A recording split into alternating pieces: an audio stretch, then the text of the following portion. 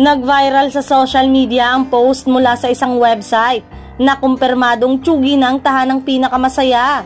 At ang huling episode nito ay noong Sabado, March 2. Naging emosyonal ang naging closing ng buong host ng TP, lalo na ang main host nitong sina Isko Moreno at Paulo Contis.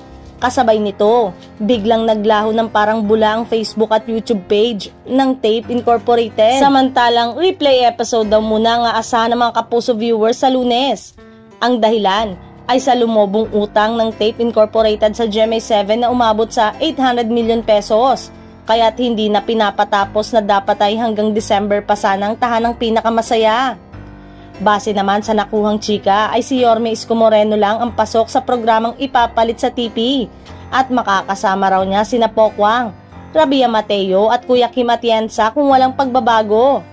TikTok lock daw ang ipapalit kaya binuhay nila ang tanghalan ng kampyon. Hanggang ngayon ay nanghihinayang pa rin ng GMA sa pagkawala ng Itbulaga na sina Tito, Vic and Joey ang main host kasama ang Dabbercats. May lumabas din na balita sa pinagpipilian din ng It's Showtime na papalit sa mawawalang programa.